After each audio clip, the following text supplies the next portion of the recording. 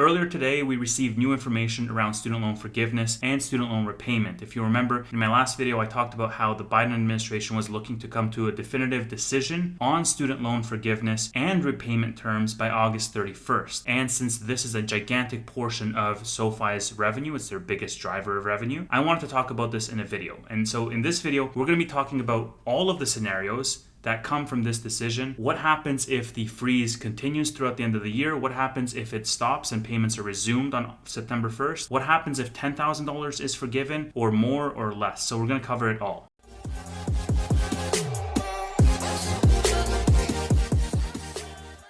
And first of all, before I even start talking about SoFi, I just wanted to have a quick housekeeping item, as this video is officially video number 200 in the Fundamentals of Investing podcast. And I just wanted to take a moment to quickly thank everyone for tuning in, for subscribing, for supporting, for sharing, and for commenting on all of these videos.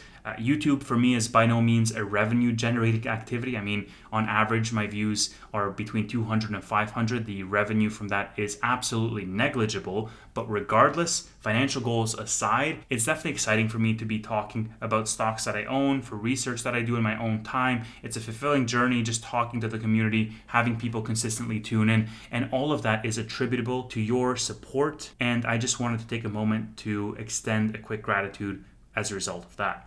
So now let's jump into SoFi stock. There's two reasons why I'm talking about this. Number one, SoFi is my second largest position. Obviously, I'm invested in where we're going. And then number two, this is a huge piece of news. And as with large pieces of news, such as the bank charter and now this, we're going to be having consistent updates on what's going to be happening because it heavily affects the direction that SoFi goes. In my last video, I mentioned SoftBank as having a huge headwind on the stock. In that particular video, we broke down all of SoftBank's sales day by day. And just as a small update on that piece of news before we go into the student loans, since we're still on the housekeeping items, SoftBank now owns under 5% allocation in SoFi. And as such, they won't be forced to report their holdings because they own under 5% allocation. This was something that I missed in my past video that a Twitter follower caught on, so definitely thank you for that. But what that essentially means is that we won't know if SoftBank has kept selling or if they're holding on to their 45 million shares. My best guess is, judging from the price action of the stock over the past couple of days, is that SoftBank has continued to sell in chunks. Basically, at a high level, I think SoftBank is going to reduce their position down to about 20 million shares from the existing 45 million shares,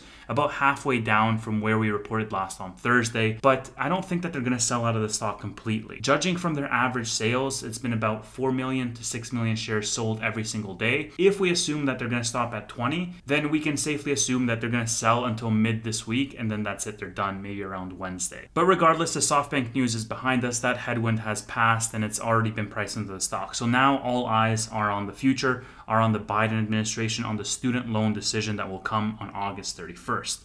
A few pieces of news that was released on this just yesterday. Forbes released an article on Sunday on this decision, so let's run through some of those details in depth. Quote, U.S. Secretary of Education confirmed Sunday that Biden will announce this week whether he will extend the student loan payment pause for a record 7th time. The student loan payment pause ends on August 31st, 2022. And even just this statement alone is quite interesting to me from a consumer perspective, because imagine if you had a student loan and they were set to resume payments on September 1st, and yet there was no concrete decision until the last week of August as to whether it will be extended or whether you actually have to start paying in the following month. Imagine how stressful that would be for people who are resuming their payments. The fact that the administration has driven their indecision on this particular topic right down to the wire with no buffer at all, paired with the fact that they've extended a whopping 7 times, is, in my personal opinion, absolutely baffling and doesn't really inspire confidence from a consumer perspective. The article continues.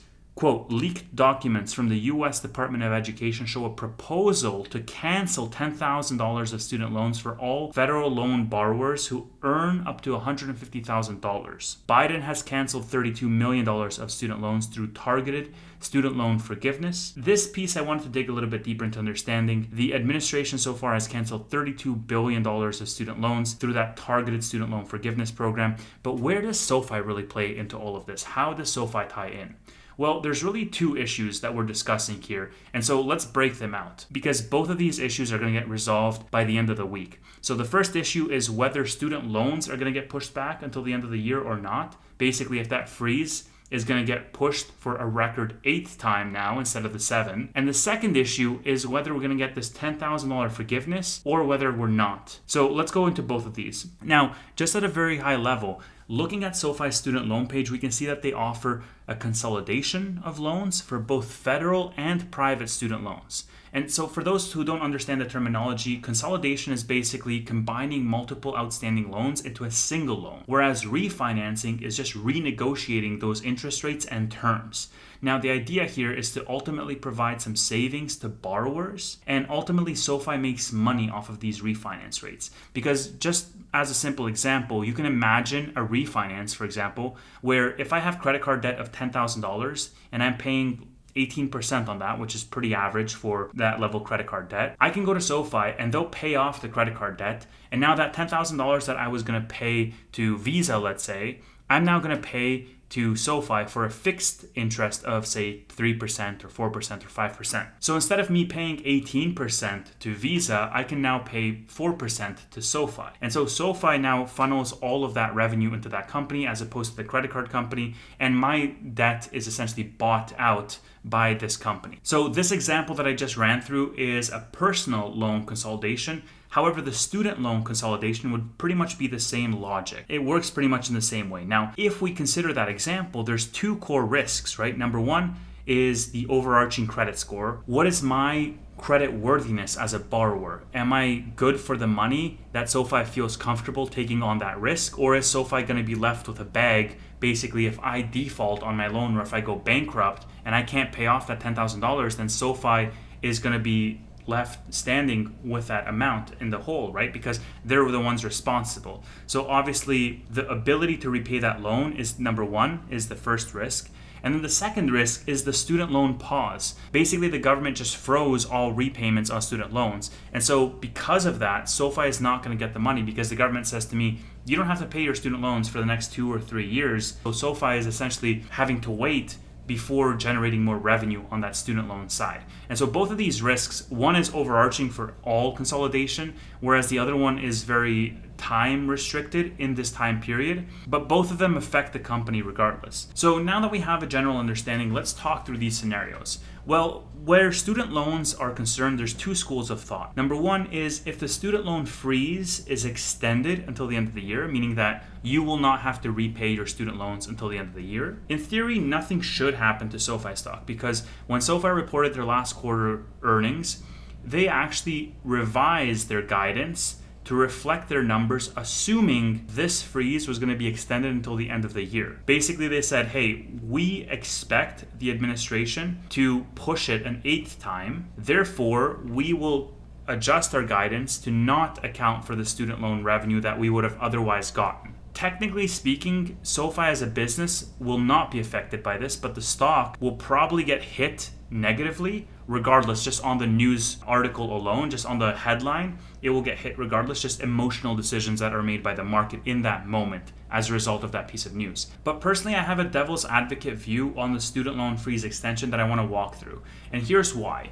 Because in a CNBC poll that was released just earlier today, it showed that 59% of Americans worry that student loan forgiveness is actually going to make inflation worse. This poll was conducted on over 5,000 Americans from August 4th to August 15th, and the concern here is that canceling student loan debt would give borrowers more disposable income and thereby increase inflation. Some say that they won't change their spending habits if their student loan debt was canceled, and in addition to this, 30% of all adults in this poll argue that there should be no loan forgiveness for anyone. But remember, the administration has already approved $32 billion in loan relief so far, and they're working on regulations to permanently improve some loan forgiveness programs that are already in place. So stepping back, we're now faced with this rock and a hard place decision. Either on one hand, we cancel some student loan debt and we increase that inflation because it's more of a burden on the government and there's more disposable income essentially in the pockets of these students who have to repay their debt.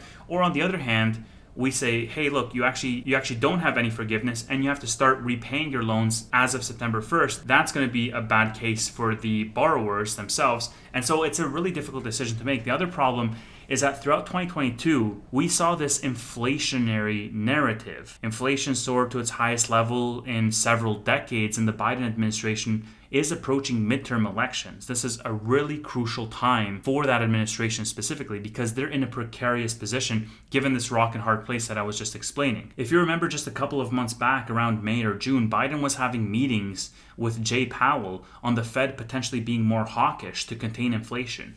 Other words, they were okay to crash the market because inflation was the absolute highest problem that they wanted to fix, meaning that if inflation was the biggest concern approaching the midterms, with the majority of this poll saying that Americans are actually worried more so about inflation than they are about student loan forgiveness, the question I have is how might this affect the administration's view on potentially canceling some student loans or even on extending the freeze until the end of the year? So that's definitely added pressure there because of that inflation angle. Now, consensus from retail perspective and from analysts as well on the market narrative is that the freeze is going to be extended. I mean, even SoFi in their guidance assume that it's going to be extended. Everybody that I talked assumes that it's going to be extended for an 8th time going into the end of the year because of the midterms and the risk around that. But I think with the drawbacks that we have, with the repercussions and the backlash around the inflation narrative, I don't think it's such a clear-cut opinion as the market is thinking. There is a potential devil's advocate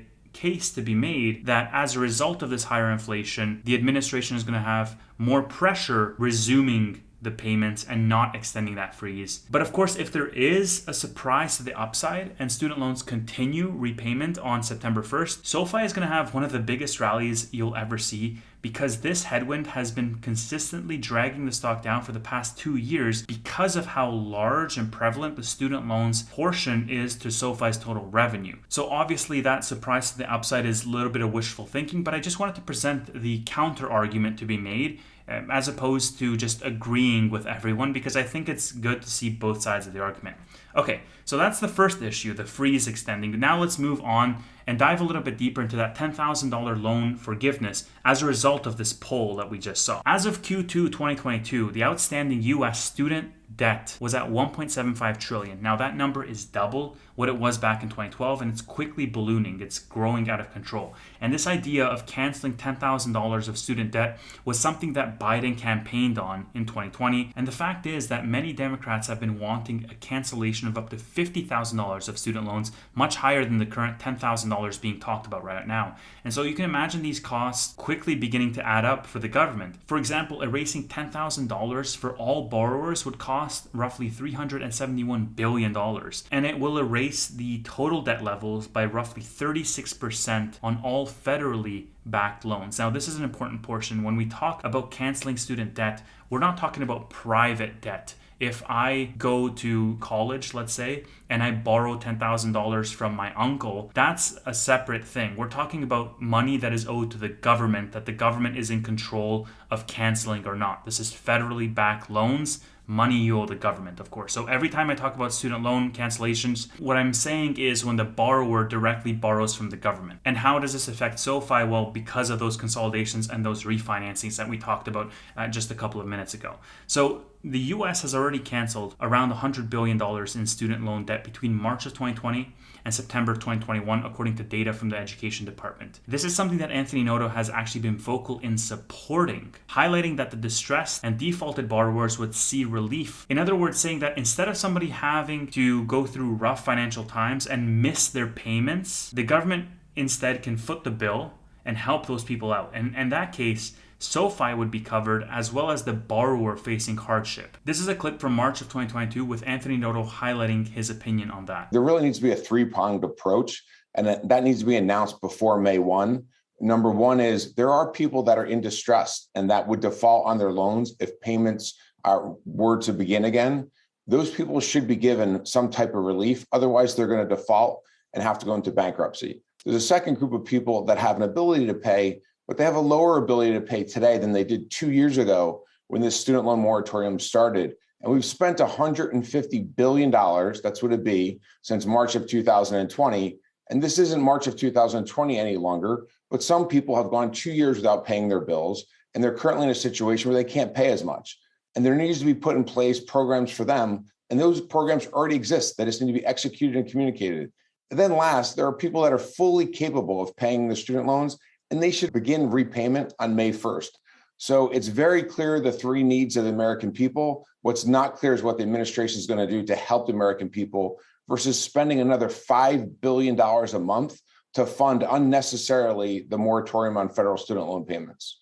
Now, the way I see student loan forgiveness through this paradigm is that SoFi is actually a beneficiary of the forgiveness. Because if, let's say, I borrow $10,000 and I have to pay that back to the government, and I go to SoFi and sign up through their student loans, I get a fixed rate. Maybe it's more favorable for me. If the government cancels $10,000 of student loans, that money will go straight into SoFi.